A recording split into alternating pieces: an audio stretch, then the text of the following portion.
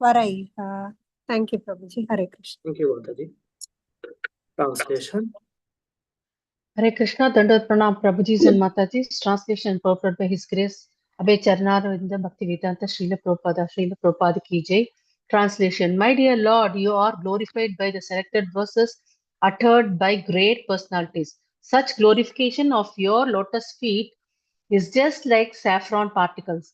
When the transcendental vibration from the mouths of great devotees carries the aroma of the saffron dust of your lotus feet, the forgetful living entity gradually remembers his eternal relationship with you. Devotees thus gradually come to the right conclusion about the value of life. My dear Lord, I therefore do not need any other benediction but the opportunity to hear from the mouth of your pure devotee. Haribol. Thank you, Prabhuji. Dandavats. Hare Krishna, Mataji, Prabhuji. Prabhuji told each devotee to read one purport paragraph, Mataji. Okay, Mataji. Haribol. Thank you. Means full purport we have to read or one paragraph, Mataji? Full One purport paragraph. only, but each devotee should read one paragraph. Okay, It's a long purport. Yeah. Thank you. Hare Krishna, Prabhuji. Dandavat Pranam. Purport Srila Prabhupada Ki Jai. It is explained in the previous verse that one has to hear glorification of the Lord from the mouth of a pure devotee. This is further explained here. The transcendental vibration from the mouth of a pure devotee is so powerful that it can revive the living entity's memory of his eternal relationship with the Supreme Personality of Godhead. In our material existence, under the influence of illusory Maya, we have almost forgotten our eternal relationship with the Lord, exactly like a man sleeping very deeply who forgets his duties. In the Vedas, it is said that every one of us is sleeping under the influence of Maya. We must get up from this slumber and engage in the right service. For thus, we can properly utilize the facility of this human form of life. As expressed in a song by Thakura Bhakti Vinoda, Lord Chaitanya says, Jiva Jago. The Lord asks every sleeping and living entity to get up and engage in devotional service so that his mission in this human form of life may be fulfilled. This awakening voice comes through the mouth of a pure devotee. Haribol. Hare Krishna Prabhuji. Thank you very much. A pure devotee always engages in the service of the Lord, taking shelter of his lotus feet, and therefore he has a direct connection with the saffron mercy particles that are strewn over the lotus feet of the Lord. Although, when a pure devotee speaks, the articulation of his voice may resemble the sound of this material sky. The voice is spiritually very powerful because it touches the particles of saffron dust on the lotus feet of the Lord. As soon as a sleeping living entity hears the powerful voice emanating from the mouth of a pure devotee, he immediately remembers his eternal relationship with the Lord, although up until the moment he had forgotten everything. Hare Krishna. Meenakshi Mataji, please continue.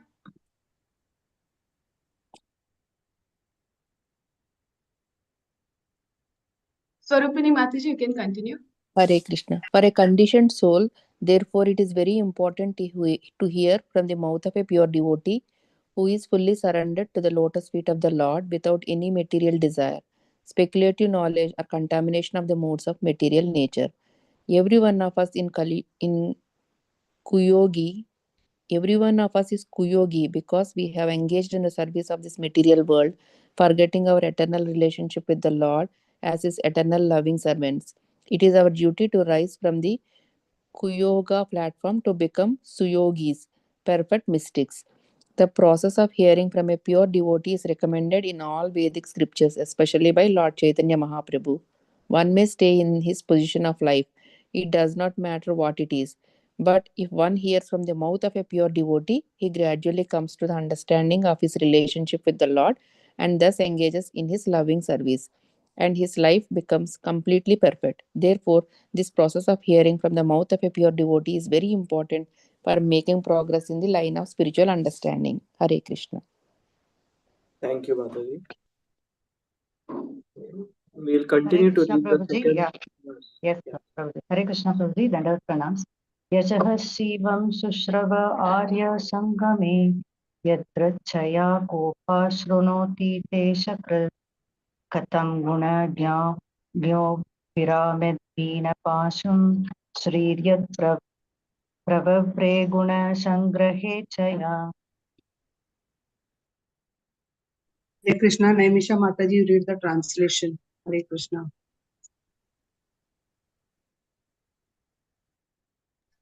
Hare Krishna, Naimisha. Hare Krishna. Can you hear me, Mataji? Hare Krishna. Yes, yes, yes, Mataji.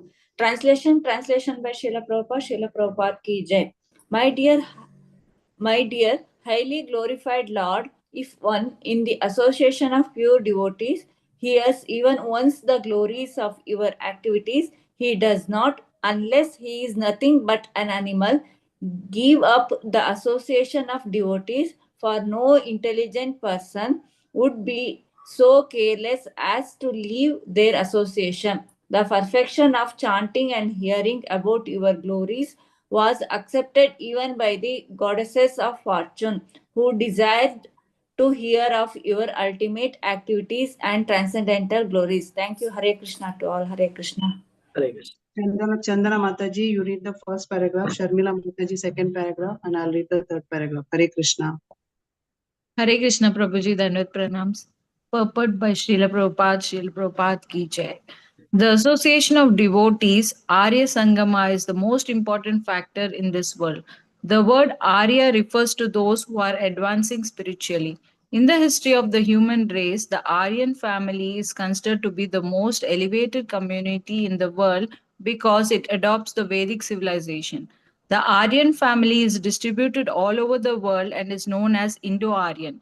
In prehistoric days, all of the members of the Aryan family followed the Vedic principles and therefore they became spiritually advanced. The kings, known as Raja Rishis, were so perfectly educated as Kshatriyas or protectors of the citizens and so greatly advanced in spiritual life that there was not a bit of trouble for the citizens. Thank you, Mataji. Thank you, Prabhuji. Hare Krishna. Hare Hare Krishna. The glorification of the Supreme Lord can be very much appreciated by the Aryan family. Although there is no bar for others, the members of the Aryan family very quickly catch the essence of spiritual life. How is it that we are finding it very easy to spread Krishna consciousness among the Europeans and Americans? History reports that the Americans and Europeans proved their capability when they were anxious to expand colonization. But at the present time, being contaminated by the advancement of material science, their sons and grandsons are turning into reprobates.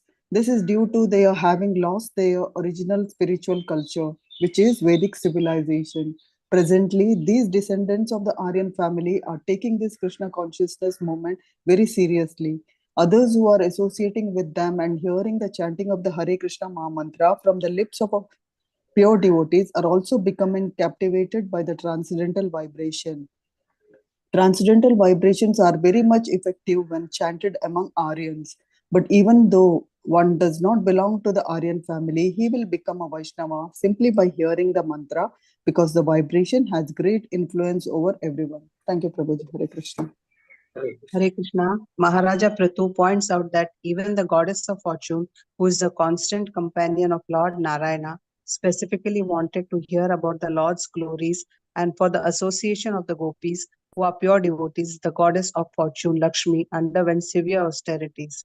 The impersonalist may ask why one should bother chanting the Hare Krishna Maha Mantra continually for so many years instead of stopping and trying for Kaivalya liberation or merging into the existence of the Lord. In answer, Maharaja Prithu maintains that the attraction of this chanting is so great that one cannot give up the process unless he is an animal. This is the case even if one comes in contact with the transcendental vibration by chance. Prithu Maharaj is very emphatic in this connection. Only an animal can give up the practice of chanting Hare Krishna. Those who are not animals but actually intelligent, advanced, human, civilized men cannot give up this practice of continually chanting Hare Krishna, Krishna Krishna, Hare Hare, Hare Rama, Rama Rama, Hare Hare. Thank you, Prabhuji. Hare Krishna. Thank you, Mataji. Hare Krishna. Okay. ओम अज्ञानतिमिरन्धस्य ज्ञानाञ्जनशलाकया चक्षुरुन्मिलितं येन तस्मै श्रीगुरुवे नमः। विष्णुपदाय कृष्णप्रेष्ठाय भूतले श्रीमते भक्तिवेदान्त स्वामी इति नाम। नमस्ते सरस्वते देवे गौरवाणी प्रचारिणे निर्विशेष शून्यवादी पाश्चात्य देशतारिणे। जय श्री कृष्ण चैतन्य प्रभु नित्यानंद श्री अद्वैत गदाधर श्रीवासादि गौर भक्त वृंद। हरे कृष्ण कृष्ण कृष्ण हरे हरे, हरे राम राम राम हरे हरे। मुखं करोति वाचालं पंगुं लंघयते गिरिं यत्कृपा तमहं वन्दे परमानंदं माधवं। श्री गुरु दीनतारणं श्री चैतन्य ईश्वरं। हरे Krishna. Thank you, Mataji's. This topic is, as you are aware, yesterday Mataji gave a beautiful uh, study and discourse on this topic, where Prithu Maharaj was performing Ashwamedha sacrifices, and after the 99 sacrifices were done, for the 100th one, which would make him qualified to be the ruler of the heavenly planets also, his horse is stolen, and it is found ultimately that it was taken by Indra. And then problems happen. Lord Brahma appears ultimately. When Prithu Maharaj gives up, then Lord Vishnu also shows up on this situation. And now when Lord Vishnu is there, Prithu Maharaj is saying prayers glorifying the Lord, and these are two verses from the glorification that Prithu Maharaj is doing for the Lord, right? So very interesting word here. One of the names of Lord Vishnu, of Lord Krishna, is Uttam Shlok. Uttam Shlok. Uttam means supreme. So Uttam Shlok means selected verses, and Uttam Shlok means a person who is glorified by best of the verses, uttered by great personalities to glorify the Lord. So it's such a beautiful name of the Lord. Actually, one of the Lord's name is Uttam Shloka. And moving on to the topics that have come in the purports, Srila Prabhupada has spoken about a pure devotee. He has glorified that one has to hear the glorification of the Lord from a pure devotee. So what are other alternatives? There are other alternatives.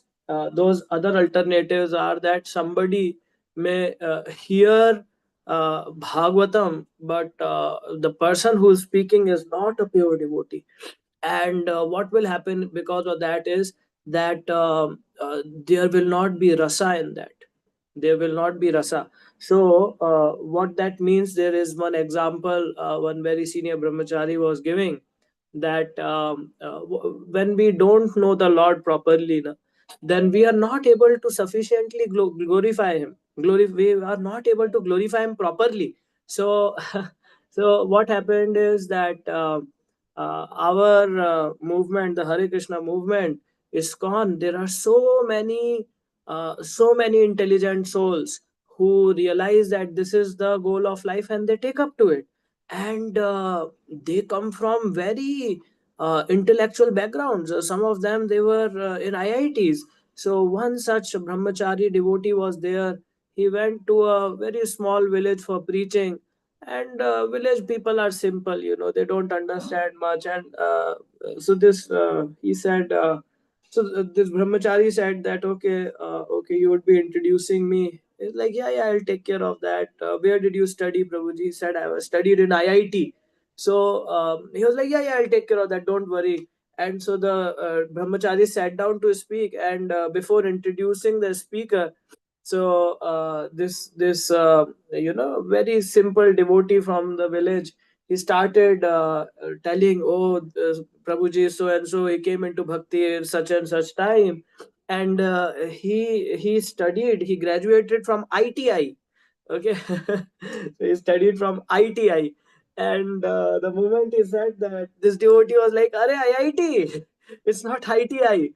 Okay. So, so ITI is also an institute. IIT is a very prestigious institute, but ITI is very commonly this thing, institute. So this simple devotee, he just wanted to glorify, but we are not able to even properly glorify. Sometimes that glorification turns into something offensive also, you know. So Hare Krishna. So anyways, that was a funny thing that they were sharing, but it was in the same context that, how properly can we glorify the Lord? Do we know the glories of the Lord to properly glorify him? So but a major difference comes when somebody is not coming in the parampara. Okay, when somebody is not coming in the parampara, India has seen many what they call self-styled gurus who come and they don't have any guru of theirs, but they make thousands of disciples, and then they do things in a very independent manner. So these are then there are problems. The problems happens because of that, and it's mostly about the rasa, that they do not understand the proper mellow, the proper bhav of the Lord. So then a very obvious question that comes is, okay, what about hearing from practicing devotees of ISKCON? Because we may get a feeling that we are not pure. So then in that sense, two things we should know. First is, once when Prabhupada was glorifying pure devotees, then a disciple asked Srila Prabhupada on a morning walk, Srila Prabhupada, how many devotees do we have in the ISKCON movement now? And he said about 40 to 60. Like, okay. And then again he started glorifying pure devotees. So he asked, and how many pure devotees do we have? And he said about 40 to 60. That means that everybody in ISKCON is a pure devotee. We should see that, anybody who is in ISKCON and is trying to serve Srila Prabhupada, he is a pure devotee. And as long as people are adhering to the principles, the foundation of our knowledge, which are the books of Srila Prabhupada, we are repeating the message as it is, as it is in the terms of, in whatever bhav it is, right? We are carrying that same legacy forward. Then to represent a pure devotee is as good as you being a pure devotee. Another example that is given is that you are like a doctor in the making. So when there are medical students, when they come for rounds, they are only hardly in third or fourth year of their MBBS, but they have a stethoscope, they have that white coat, and so when they pass here and there, then the common people, they call them doctors only. Okay, they will say, Dr. Saab, can you please come check this, that, whatever. They will say, oh, I am just uh, intern, or blah blah blah, and doctor will come. Still they would not stop calling them doctor. So that is the right attitude. What is the right attitude? The right attitude is that in my mind I should remember, because of my attitude of being the servant of the servant, everybody is a pure devotee. That's how my attitude should be. Okay. The second is, definitely, without doubt, this is like where we say very generic, everybody is a pure devotee. The second thing is, the most important thing for a Madhyamadhikari is discrimination. We should be able to see who has studied and practiced the principles of bhakti longer, more and more absorbed, and we can see those signs. And so we hanker to hear from an advanced devotee, and we hanker to get the association of pure devotees of our Maharajas in our ISKCON, the senior brahmacharis, the sannyasis in ISKCON, senior Matajis, Srila Prabhupada's disciples. We should hanker to hear from such devotees. But meanwhile, I may not be able to get that kind of association every day. So then, just me, a very neophyte devotee who does not know much, who does not have any realization, come with another devotee who is just probably hardly 2 or 3 days into ISKCON, but is convinced that he wants to sit down and read. We pick up Srila Prabhupada's books. and we take his association by reading Srila Prabhupada's books. And that is like taking association of the pure devotee. And who's that pure devotee? That is Srila Prabhupada. So we can create a very auspicious environment, a very enriching environment in which everybody is progressing. Okay, so that is, until we can wait for days or weeks or months to hear from a pure devotee or an advanced devotee. Everybody is pure from an advanced devotee. Meanwhile, we should continue to run the show when the parents are out, sort of, right? So another point that is mentioned in the purport after this is that we have almost forgotten our eternal relationship with the Lord. Why that has happened? Because of the spell of Maya. It is like we are sleeping in the lap of Maya. This is the second line of this Jeev Jago, Gaura Chandra Bole, Kota Nidra, Jehom Maya, Pichachira Kole. The Maya is like that witch who has made us sleep in her lap. And Mahaprabhu is saying, wake up to the reality of not selfishly enjoying and be illusion that this will give you happiness, but wake up to the importance of serving with devotion to Krishna and understand that you have an eternal relationship with the Lord. Right? Hare Krishna. The third point that is mentioned in the purport is again, Srila Prabhupada comes back to glorifying a pure devotee. That pure devotee is connected to Krishna, and therefore we must hear from him. Sometimes a pure devotee may quote or misquote the shlokas. They may say one line of one shloka and second line of some second shloka. Okay, but they are pure and they are perfect in their connection to Krishna. And because they are connected to Krishna, you will be connected to Krishna too. I was thinking about this. Let's say somebody never cooked in their life, and then they join this, a group of people who are very competitively working on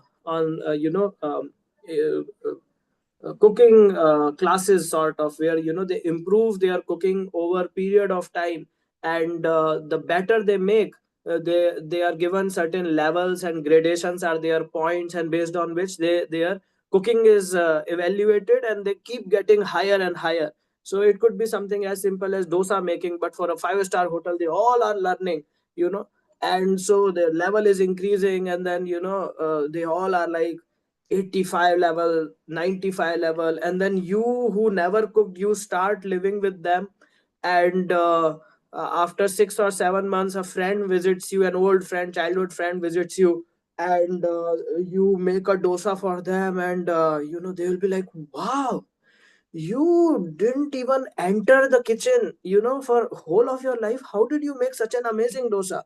And this person, he or she, they will say, Are, I'm just level 35, I'm just level 35 in cooking. You should see these people I live with, my roommate, do you know, they are level 85 and they make amazing dosa. I am nothing, I am lazy, I don't even attend classes, I just hear from them, and still I mean, I am not a good cook, I am still at level 35. And this person who knew you from last 15-20 years, they will say, my god, you made an amazing dosa, and never eaten such a nice dosa in my life. So what is happening? So this is the power of association. The power of association is that when we associate with people who are extremely elevated, when do we get elevated? We don't even get to know or realize. And even in that elevation, right, we say, I don't know, there's nothing difficult. It's not difficult. You just do this. I just add this, I just add that. And it comes like this. I am not putting any extra effort. They are putting extra effort. That's why they are on level 85. So you're talking your one thing, but you're doing two things. First is you have made progress. Second, you feel it was so effortless. Like you will say, Are, this is nothing. You just do this. What is so difficult in making a biryani or making a dosa? And the other person is like, my god, I cannot imagine making a dosa like this in next 20 years. Why? This is the power of association. When you associate with a devotee who's more advanced than you, then the things which are practically impossible, for you to do on your own, they become very easy. Why? Because the other person is doing it and they can easily show you how to do it. And even if you are not so good, not so disciplined, not so self-starter, as they say, where you can go and do 100 things, still you will be able to pick up more than 50-60% of the things, and which is impossible for an outsider to imagine. Wow, you chant 16 rounds. How is it even possible? It's like, yeah, you start chanting, you come in association of devotees, you will start chanting 16 rounds and do all everything in your life, and still you will be like, oh, no, what is there? Yeah, if you try, it's very easy, it's doable. Okay, so this is the power. So I was hearing once one very senior devotee, he was saying, as far as pure devotion is concerned, as far as pure devotee is concerned, whoever is not a pure devotee of Lord, everybody troubles the Lord. Everybody troubles the Lord with their this desire, with that desire. We don't want to follow the rules that Krishna has said. We don't want to immerse our consciousness into constantly remembering him. So many things Krishna has said. There are so many qualities Krishna has given that a devotee should have. We don't even attempt. So if you know, you take all the books that you studied from kindergarten to 12th standard, you pile them up on one small table, it will be like a huge mountain, and somebody shows it to you and say, can you study this? You will say, no, oh my God, I cannot imagine even studying one big book like this. How will I study this? But the fact is, with discipline and with investment of time, you actually finished every book from kindergarten to 12th, which was, if you put together, it would be like a huge pile of books. The same is the case with every quality that Krishna has given in Bhakti, in Bhagavad Gita. You know, if you list all of those down and say work on all of these, you will be like, oh, I cannot do even single one of them. But if you start trying and you invest your time and you invest your interest in that, you know, with discipline, then each of those qualities can be cultivated over a period of time, right? So unless that is done, we have so many desires that we want Krishna to fulfill, but sometimes that investment from our side does not come. So that's why it is said that pure devotee, anybody who's not a pure devotee, they trouble the Lord only. Okay, they are not. It's like you go to a parent, you are not listening what the parent is asking you to do, but you are putting so many tantrums, right? So that's why association of devotees is the most important factor in this world. You know, that's what Prabhupada mentions in the purport. And then he brings this word, Aryans, people who are advancing spiritually. The definition of Aryan, Srila Prabhupada gives in the first chapter of Bhagavad Gita, where he says, how have these impurities come upon you, Arjuna? Uh, you know, you're talking about giving up of your life, giving up life. You know, those who understand the value of life do not, you know, it does not suit. These kind of things do not suit a person who understands the value of life. So what is an Aryan? Aryan is a person who understands the value of life in terms of understanding the spiritual importance, the importance of making spiritual progress in this life. That is an Aryan. And so even if there is a very pious vegetarian Christian family, you know, who's trying to live by properly, very religiously observing the rules and regulations that Christianity gives, you know, thou shalt not kill, and you know, thou shalt treat your neighbor as thyself, and all those 10 commandments, they are very pro Vaishnava in that sense. You know, the Vaishnava qualities can be very nicely practiced by a Christian also. And it is true, I have seen that some of these families or the children of those families who grew up in a very observant, religious, vegetarian Christian family, they took up to Krishna consciousness, and they are very nice devotees. They are very pleasing people. You know, as a personality, the person switches from one software company to another software company, and each software company has a tagline like, we are this.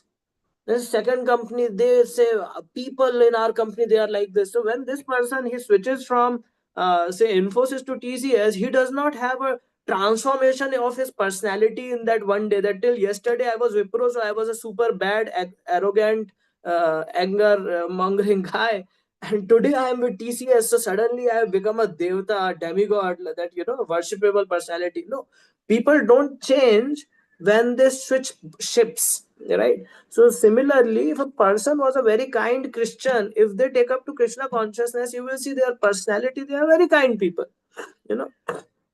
If any one of you would read Srila Bhakti Charu Swami Maharaj's biography, has written autobiography, or His Holiness Radhanath Swami Maharaj has written Journey Home, you will see that they were very kind people. And then they come to Krishna consciousness and they are known to be very kind people. So saintly quality cannot come the day I get stamped that I am a Hare Krishna. It has to be, it has to be cultivated.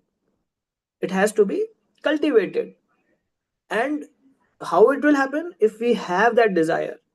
So those who have the desire to cultivate saintliness, they progress in spirituality. They are called Aryans. Okay. So people who are advancing spiritually. So that's why Prabhupada says in Europeans and Americans, those who are Aryans, they are taking up and they are advancing very nicely, beyond the boundaries and taglines and stamps that we put, that somebody is a born Vaishnava or a born Christian or a born Indian or European. If there is this quality that you are convinced that I have to advance spiritually, you would be able to take up Krishna consciousness. That is what Prabhupada has mentioned here. So Mother Lakshmi, she also wanted to hear the glories of the Lord. So what does that mean? That hearing the glories of the Lord is mentioned as so important that Mother Lakshmi, who is 24/7, day and night, beyond time, eternally in the presence of the Lord, serving the Lord, massaging her feet, cooking for him, uh, uh, offering him the choicest of bhogas, all that service she is doing, still she is hankering to hear about the Lord and associate to be able to associate with the gopis. She is ready to undergo severe austerities. This is the glory of wanting to hear about the Lord. That even Mother Lakshmi does it. We talked about kuyogis. That's a word that has come in the shloka. So Prabhupada is saying, whoever is not properly connected to the Lord, whoever cannot satatam kirtayanto mam, who cannot continuously meditate and feel that relationship, eternal relationship with Krishna, is a ku-yogi. Ku means bad, so bad yogi.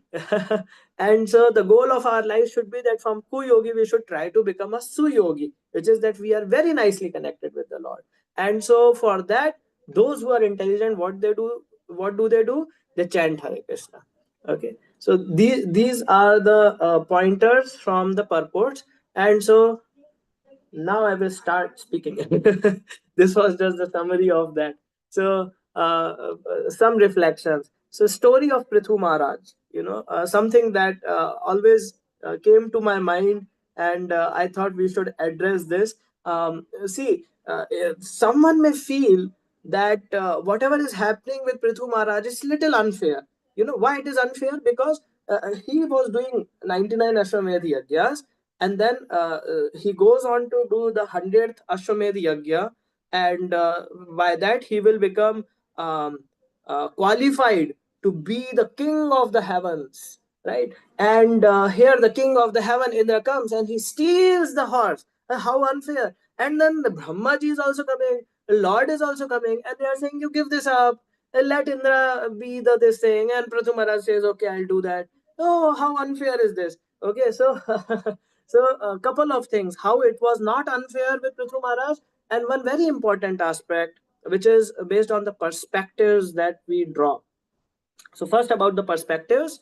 What happens with human mind, it's very natural for us that whoever is the center of the story, we develop affinity with that person. We start imagining ourselves with that person. If he cries, we cry. If he's happy, we are happy. If he wins, we wins. That's the whole idea of watching cricket matches. You watch cricket match, the person drops the catch, or he's crying or whatever, this guy is angry sitting in home. Or they win, and they win, and this person is happy, jumping in joy. He didn't play cricket for last 5-10 years, but he's so happy about somebody win in cricket, and then he's also jumping out of joy. Why? Because we place ourselves in the hero, in the place of a hero whenever we hear a story. That's very natural for us. uh, Ideally, the story should be of the Lord, and we should place ourselves as one of the servants of the Lord. Okay. But in this material world, because we have a habit of lordship, the moment we see anything which is of joy, our default consciousness goes into enjoying it.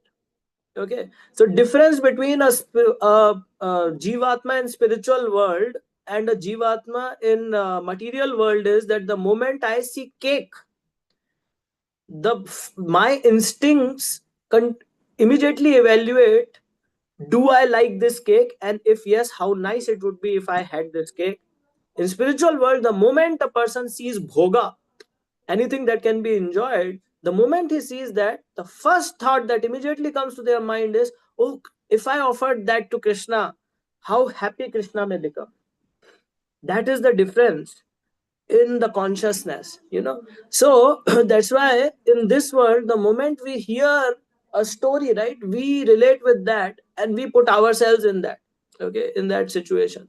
But in Lords, this thing, Lords does such supernatural pastimes that even a person who has this habit of enjoying, they are in awe. I can never imagine lifting Govardhan myself.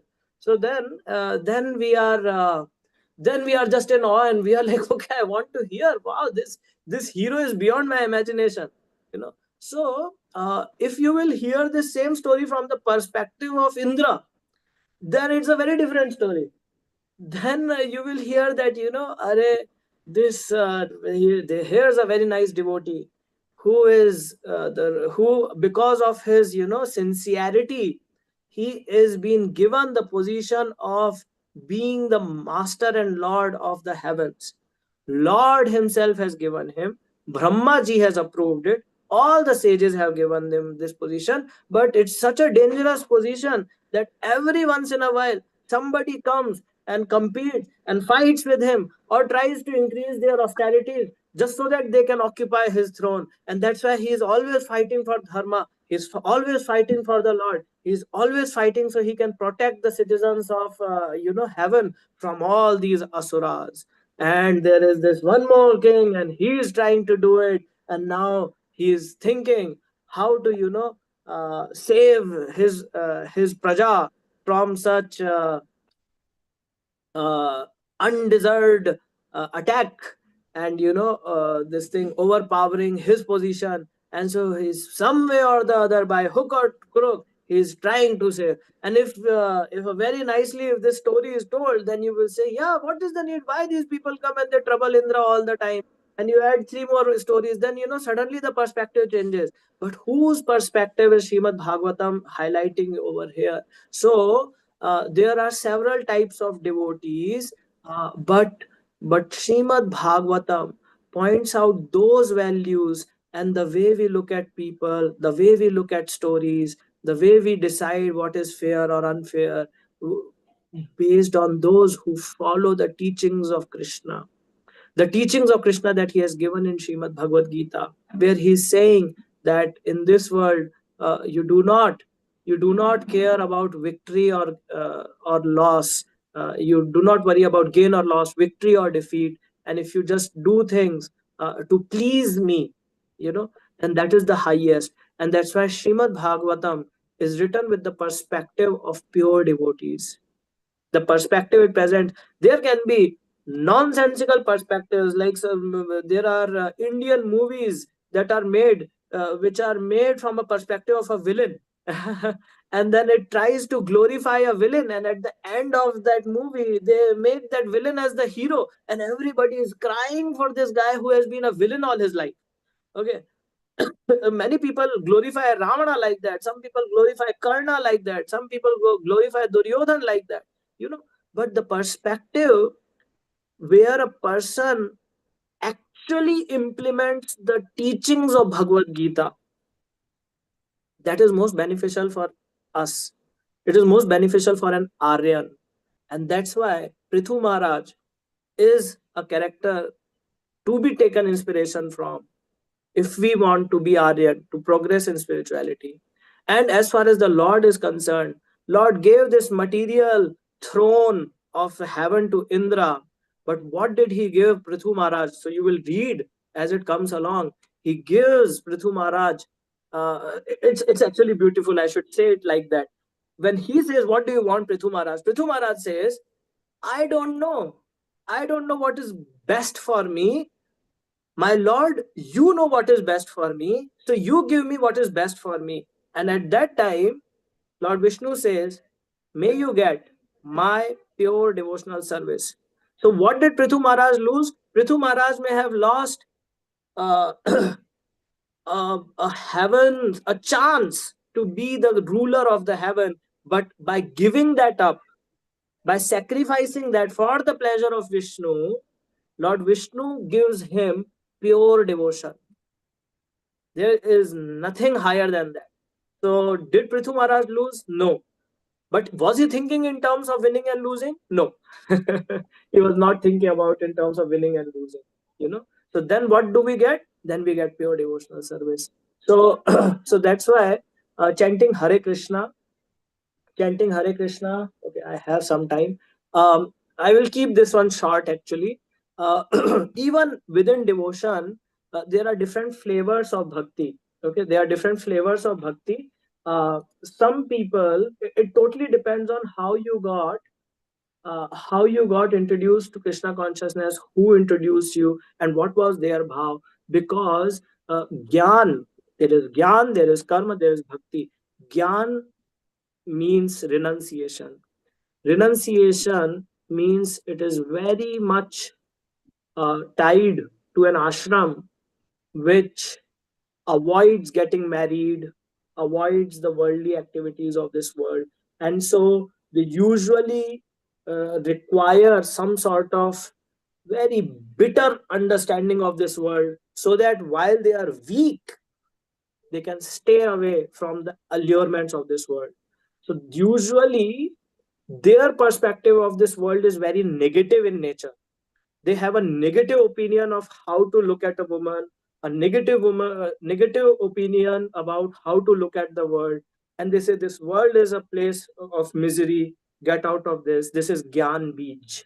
Okay, Karma Beej is the resourceful aspect where a person does not want to take any austerity because he has resources. He has resources, so why do I need to work or take pains?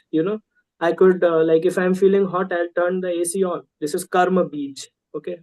And Bhakti Beej is one that is purely driven by love, which is purely driven by engaging the the energy of this world in the service of Krishna and trying to become selfless in that.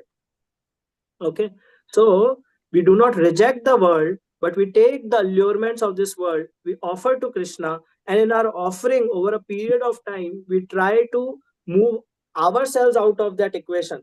For example, Krishna likes makhan and mishri, so I'm making makhan, I'm making mishri, it's going to the altar, I'm offering to the Lord, but I can't eat makhan mishri, or I don't want to eat makhan and mishri, or I love makhan mishri, but I will not eat. I will give it to somebody else, to the devotees. Okay. So this is a transition within Krishna consciousness by which you get the renunciation that comes from Gyan. You still are resourceful, but you are engaging those resources in the service of the Lord. And this entire process is susukham kartum avyayam, that is, it is joyfully performed because you are engaging the resources in Krishna's service. You take whatever is minimum for you, and then you also have a desire to slowly reduce your dependence on anything other than Krishna, right? So these are the three aspects which I have given a very high level. It actually impacts everything: the way we speak, the way we tell things, the way we understand aspects of devotional service. I'll leave you with just one example. Bilva Mangal Thakur's story. If you will read on different sources of information, even within ISKCON, even by devotees, you will see the Gyan Beej and Bhakti Beej. I'll just leave you with that example. Bilva Mangal Thakur, he goes to one prostitute by the name Chintamani, and then it is said that one night she scolds him, and she scolds him, what's the use of this life? Why you have come here? This life is useless. You are wasting your life, blah, blah, blah. And next morning, he decides, I will go to Vrindavan, and then he starts performing bhakti. How can bhakti be born out of negativity about this world? We do not put our head and mind into that. And so then he leaves from there and he says, Chintamani is my guru. The prostitute became the guru, and now he becomes a devotee. Okay, so this is called Gyan Beej. Okay, how it came, nobody knows. But if you actually pick up the Goswami's text, which they have written, the authentic version of what happens with Bilva Mangal Thakur, is that the day he goes to that prostitute, she sits down along with her associates and they talk about Radha and Krishna, and whole night they recite Radha and Krishna's pastimes, and they talk about bhakti, and they talk about how beautiful Radha and Krishna's pastimes are. And when the morning comes, by that time Bilva Mangal Thakur is convinced that there is nothing better in this world than to worship Radha and Krishna. And that's why he decides to go to Vrindavan. This is Bhakti Beej. Okay. So, while chanting Hare Krishna also, we can try to seek for the Gyan and Karma is important in the beginning. But the love is the driving force. We should try to bring that in our day-to-day activities also, to do things which are more love-driven, and kindness-driven, actually. So I will move on because it's a little detour. Point came, so I mentioned. So my main focus for today is Lord is Uttam Shlok. This is a beautiful word. Uttam Shloka means that there's a need to glorify Krishna, and then we should glorify Krishna. These are two different things. There's a need to glorify Krishna, and then one is actually glorifying Krishna. So, like Ved Vyas, he lamented after writing all the Vedas, compiling all the Vedas, and then when Narad Muni, his guru, comes, he says that you have not glorified Krishna in your Vedas, exclusively glorified Krishna, and that's why you are not satisfied. And that's why he rewrites Shrimad Bhagavatam. He had written Shrimad Bhagavatam once, but now he writes Shrimad Bhagavatam with exclusive glorification of Krishna, and only then he is satisfied. This is the missing point. Many a times preachers, we talk about Jivatma, we talk about Anarthas, we talk about so many different aspects, but we miss out on speaking about Krishna. That happens, and that's why we should, whenever an opportunity comes, we should try to glorify Krishna. And Srimad Bhagavatam is nothing other than prayers to the Lord by different devotees, right? So, in no particular order, just I think more in the order here that I have taken is on the rasa side. Bhishma Pitama, he has these prayers, and I'm just picking up one verse out of that, where Bhishma Pitama, he is saying, Esha vai Bhagavan Sakshat Adyo Narayana Puman Mohayan Mayaya Lokam Gudhascharati Vrishnishu. Can someone read the translation?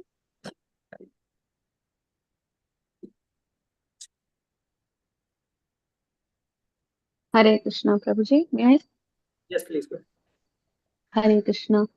Translation by His Divine Grace A.C. Bhaktivedanta Swami Prabhupada Ki Jai. This Sri Krishna is no other than the inconceivable, original personality of Godhead.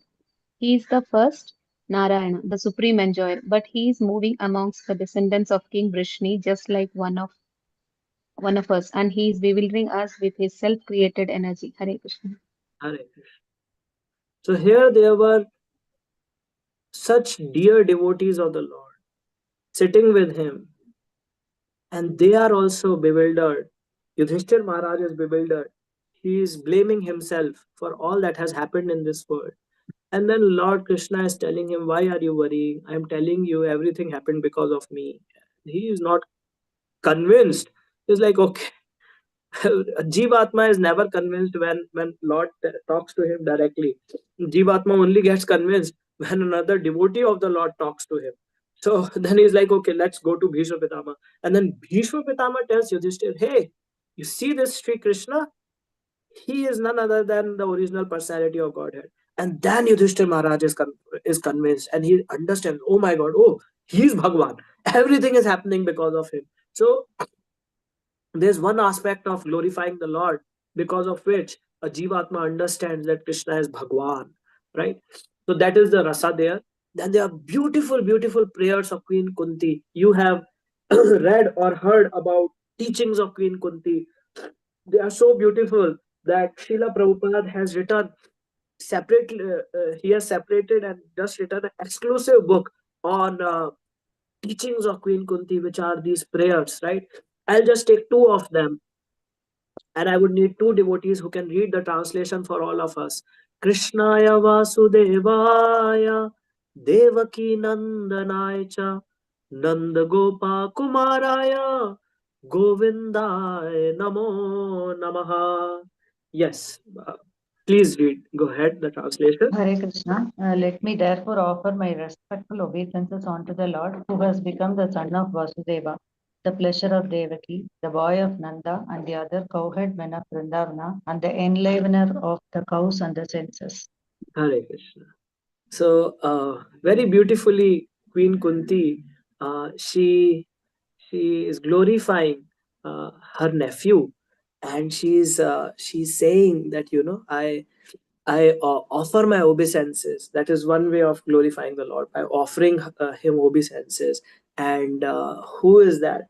That Krishna who is Vasudeva, who is Vasudev and Devaki's son. So that way he is my nephew, but also he is the Nanda Gopa, right? Kumaraya, and he is Govinda, who is the one who gives joy to the cows and the senses, you know. And then she intensifies, and even more sweeter prayer comes, which is Nama Pankaj Nabhaya, Nama Pankaj Maline, Nama Pankaj Netraya, Namaste Pankajangre. Subbarao Prabhu, you can read the translation. Hare Hare Krishna Mataji. Hare Krishna Prabhuji. Namapang, the translation by Divine Grace A.C. Bhakti Vedanta Swami Srila Prabhupada, Jai Srila Prabhupada. My respectable obeisances are unto you, O Lord, whose abdomen is marked with a depression like a lotus flower, who are always decorated with garlands of lotus flowers, whose glance is as cool as the lotus, and whose feet are engraved with lotuses. Hare Krishna. A very beautiful description of the Lord here, of his form, that Queen Kunti is focusing on. We will move right along. These are the prayers. One says that, you know, if you want to pray to the Lord, we should pray to him with these verses. You know, these are the verses which make him Uttam Shloka. Very beautiful prayers by Vritrasur. I have picked up very little. We could do sessions and sessions on prayers. In fact, this Bhagavatam is nothing but, you know, glorifying these devotees and their prayers only as they come in these sessions. Vritrasur is praying, Aham Hare Tava Padaikamula Dasanudaso Bhavitasmi Bhuyah Manasmareta Supater Gunamste Gurunita Vaka Karma Karotu Kayah. Somebody can read the translation. Hare Krishna. O my Lord, O Supreme Personality of Godhead, will I again be able to be a servant of your eternal servants who find shelter only at your lotus feet? O Lord of my life, may I again become their servant so that my mind may always think of your transcendental attributes.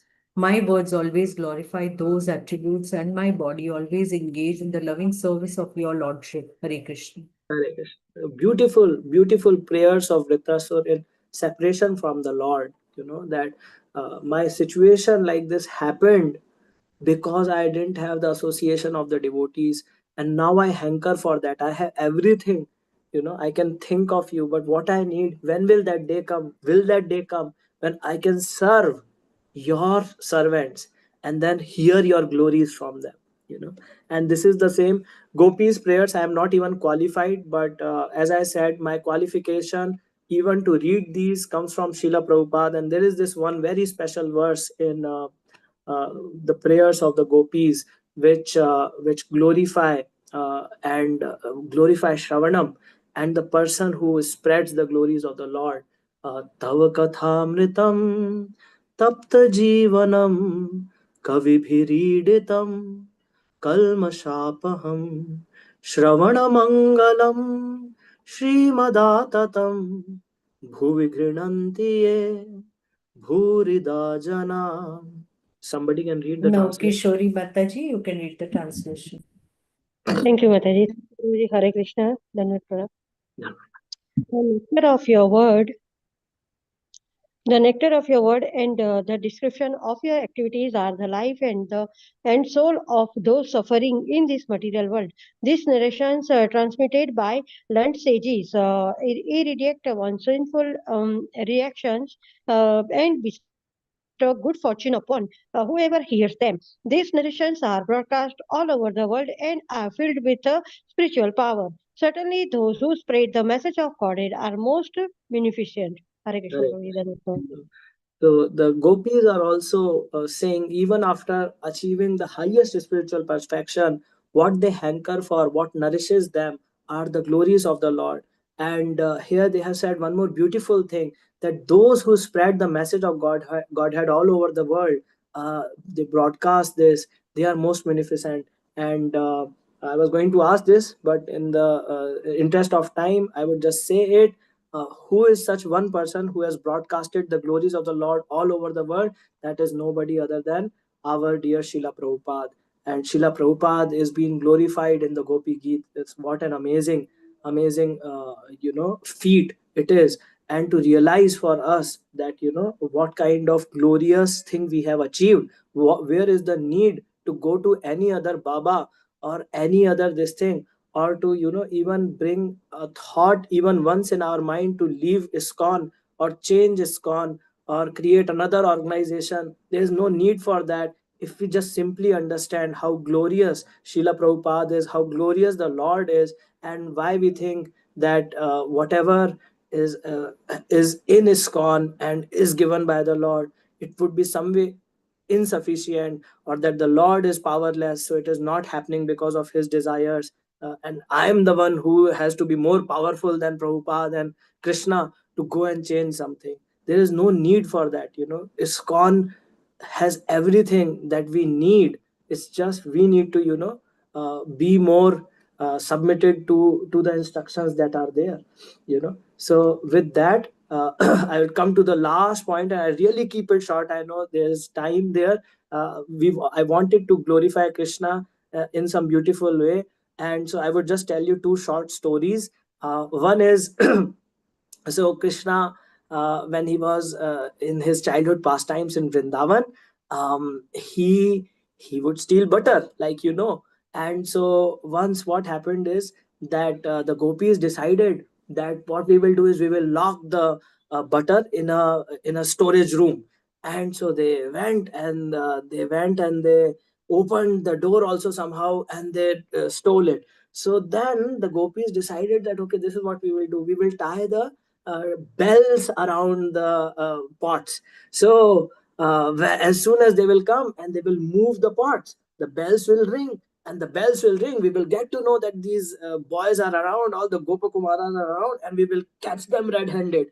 So so they tied all these bells around the butter pots.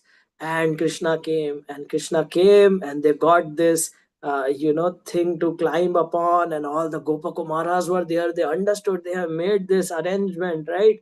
So there are these bells and everything. So Krishna gives instruction to the bells: we will move the pot, and you should not make any noise. And the bells of Vrindavan are are the pure devotees of the Lord. They completely accept his instructions. So they say, okay, my Lord, we will not make any noise. And then problem is solved. So they go, they start opening the butter pots, the bells are moving, and some of the bells even fall down, but there is no noise. There is no noise. And they are eating the butter. Everybody is being distributed the butter, and the moment Krishna eats the butter, the bells suddenly start ringing. And Krishna says, "Arey, I told you not to ring. Why did you start ringing?" And, and the bells say, "Well, my Lord, we accepted you didn't want us to ring, but it is said in the Vedas that whenever you eat, at that time the bells should ring. So we just did our dharma of ringing." And everybody's like, "Oh my God, run." And the gopis get to know that the bells are ringing, and then that day Krishna is caught, you know. So this is how beautiful the pastimes of Krishna is. There's one more very small, very short one. And in this one, what happens is Krishna goes, it's early in the morning one day, and he goes to one gopi and he knocks the door. Okay. And the Gopakumaras, they are all hiding, and they are saying, "What are you doing, Krishna? I mean, we thought we will steal the butter. What are you? You are just going and directly knocking." And he's like, "No, this Maya, right? She prepares one of the best makhan. So I have a trick. You just see, wait and watch." Like, what?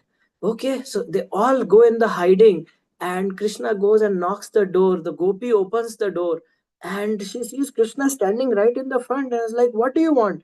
And Krishna says that Mother Yashoda has asked me to request you to give some butter today. And she's like, "Wow, what? The queen of Nandagaon, she wants my butter?" "Yes, some guests are coming at our place, and Maya said that your butter is the best among all. So you please give us some butter." And she becomes so happy. "Wow, Mother Yashoda, and of course this kid is standing in front of me. Obviously he has no nefarious plan." So she goes in and she gets the butter, and she gets some mystery also. This, uh, what we call rock sugar, right? So she gets that, and she says, "Take this." And Krishna says, "What is this?" "No, no, you take mishri also. It will go very nice with this butter." And then Krishna says, "Okay, thank you." And she closes the door. And she closes the door. Krishna calls all his cowherd boys, the Gopakumaras, and they say, "Now we will sit down over here in front of her door, and we are going to eat this makhan and mishri." Boys are like, "Hey, what are you saying? She will get to know." Then Krishna says, "Hey, that's the fun, right? Where's the fun if we don't do that?" So he sits down over there right in front, and they start eating that butter and that mishri right then and there. And this cowherd lady, the gopi, she realizes there is some chitter chatter coming from the door outside. Some khuspus is happening, some giggling is happening. So she realizes, she's like, "What's going on?" And at one point she opens the door, and she sees Krishna and his friend sitting right over there eating that butter and mystery that she just gave. And she becomes furious. She's like, "What is happening? And you cheated me." And these boys, they are all thieves. And then Krishna becomes very angry and says, "Don't say anything about my friends." So they are all sadhus. And then she says, "I will get a danda, I'll get a stick, and I'll beat you with all that. If you're a sage, I'll take that danda and I'll beat you." And these kids, some of them were so young that they were just infants. They were not even wearing anything. So she says, "Arey, and these kids, they are naked babies." So then Krishna again says, "He is not naked baby. He is a Naga sadhu. So don't say anything to them. It will be offensive." And so then she is like, "Okay, I'll beat these Naga sadhus also." And she starts running, and then the boys start running. So Krishna's pastimes are very beautiful. They attract sadhus, children, and devotees alike. So whenever we get an opportunity, we should try to glorify the Lord and repeat his pastimes again and again, and know that that will nourish us more than anything else. So with that, I will stop here, and my apologies for going 8 to 9 minutes over. Today we saw Prithu Maharaj glorifying the Lord. Then we saw a little bit about the chanting of Hare Krishna. And then we saw the Lord is Uttama Shloka. We also saw the purports, the main points in the purport, the need to glorify Krishna, and how great devotees glorify Krishna. And then a little bit of Krishna Leela. I will stop here. Thank you for your very patient audience. If you have any comments or questions, we can take if time permits. Hare Krishna. Hare Krishna, Hare Bol, Prabhu. The Leelas were so vividly described, Prabhu. We could actually visualize, Prabhu, with a limited understanding that we have, we could feel it. Thank you so much, Prabhu. Hare Krishna. Thank you, Prabhu. And this point-wise presentation was excellent for us to understand the crux of the purpose. Devotees, anybody has any questions? Yeah, Sumangala Hari Sevi Mataji, you can go ahead. Thank you, Mataji. Hare Krishna, Prabhuji. Wonderful class, Prabhuji, as always. Thank you so much for the wonderful class, Prabhuji. Prabhuji, the takeaway. I just wanted to know what is the takeaway point in which you narrated a story like the villagers said he has come from ITI. So, what is our takeaway point, Prabhuji? We are sometimes when we have to glorify the Lord, when we are not so well versed in Shastras also, some shlokas are not proper. We don't know Prabhuji Magap also. Even if we Magap also, it becomes very difficult.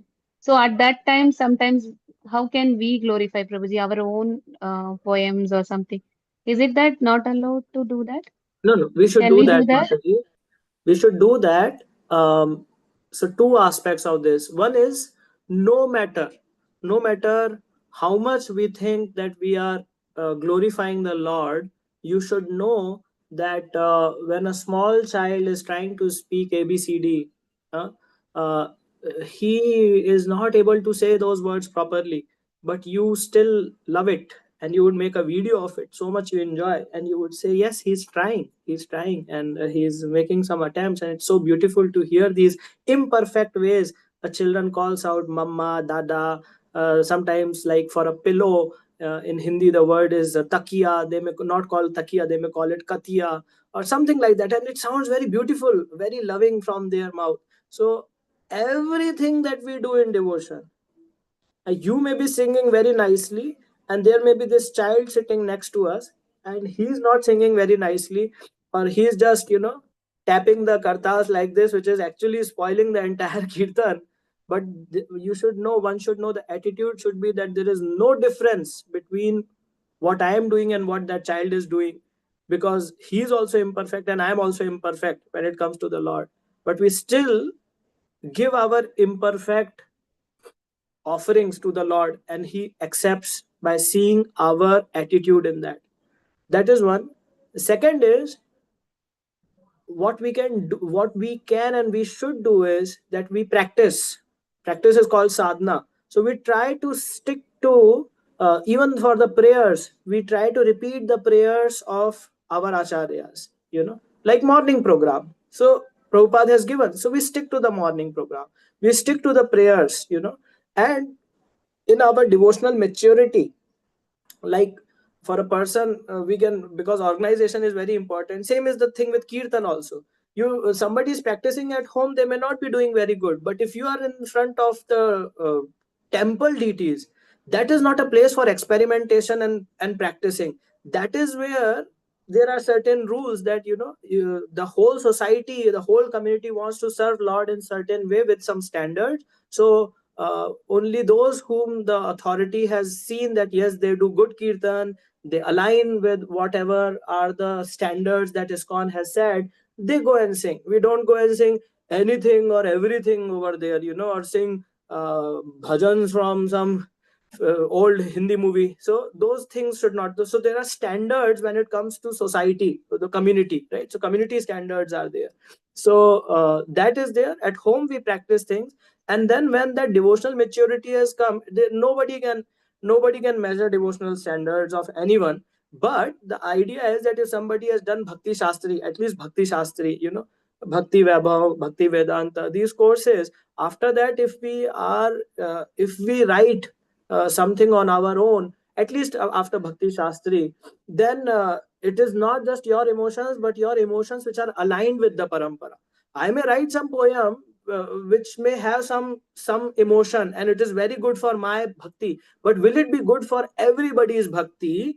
That will be decided based on whether you are aligned with the parampara. How will you know you are aligned with the parampara? If you have that knowledge. And one gross way of knowing that is if you have done Bhakti Shastri. I'm just giving that, right? So that a person understands the philosophy, So it is always encouraged for a Vaishnava to write, or to participate, no matter how imperfect we are. Imperfections will always be there in our attempts to glorify the Lord. But we should do that. And when we go to public, when we go to a place where others will see it, we should try to be representatives of Srila Prabhupada. That is what I would say, Mataji. Thank you so much, Prabhuji. Hare Krishna. Dandavat pranam. Helpful, Prabhuji. Hare Krishna. Hare Krishna. Thank you so much, Prabhuji. Any Krishnamurti Prabhu, you need to ask anything? Yes, Mataji, Hare Krishna, Hare Prabhuji. Krishna. Pranam. Prabhuji, you have spoken Nityam Bhagavata Sevaya. Yes. So, as and when you came to our classes, so you are not selling only the Bhagavatam. You are giving so many life lessons. So what kind of you are put forth in the matter that itself touches the heart, and then we have to keep that everything in lock and key in our hearts. It must not be fall down from us. Thank you, Prabhuji. Bhagavatam can be said in so many ways. So that thing is your mind, your kind self is explaining like that. So we ourselves blessed, Prabhuji. Supreme Lord has graced us. Definitely, by the grace of you, we were enjoying the Bhagavatam in this manner. Thank you, Prabhuji. Hare Krishna. Hare Krishna, Thank you so Prabhuji. much for the kind words, Prabhuji. You are a very, very sincere soul, and to get that kind of encouragement from you, I'm very grateful to you. This will certainly help me in my bhakti. Hare Krishna. Hare Krishna. Prabhu, that was entire class's voice. Krishnamurti Prabhuji rightly put it for all of us. Prabhu, thank you so much. Every time you come, we really get the deep dive into these verses, and in very, very simple way you explain, Prabhu. Thank you so much for your association. And could we end the class for you now? Yes. Yes, Hare Mataji. Krishna. Thank you, Vansha dear devotee. kalpatarubhyascha कृपा कृपासिन्धुभ्यो सिन्धुभ्य एव च पतितानां पतितानां पावनेभ्यो वैष्णवेभ्यो नमो नमो नमः नमः अनंत कोटि वैष्णव वैष्णवानंद की जय श्रील Srila प्रभुपाद की Prabhupada जय ki jai. आज श्रीमद् भागवत भागवतम की की जय। जय Thank you, Prabhuji. Prabhu. Hare Thank you Krishna. so Hare much, Krishna to all Prabhuji. Hare devotees. Krishna. Hare Krishna. Thank you, Prabhuji. Thank you, Pranam. Prabhuji. Dandavat pranam. Dandavat Hare Krishna, Prabhuji. pranam. Dandavat pranam. Thank you, Prabhuji. Hare Krishna, Mataji. Hare Krishna to all devotees. Prabhu will end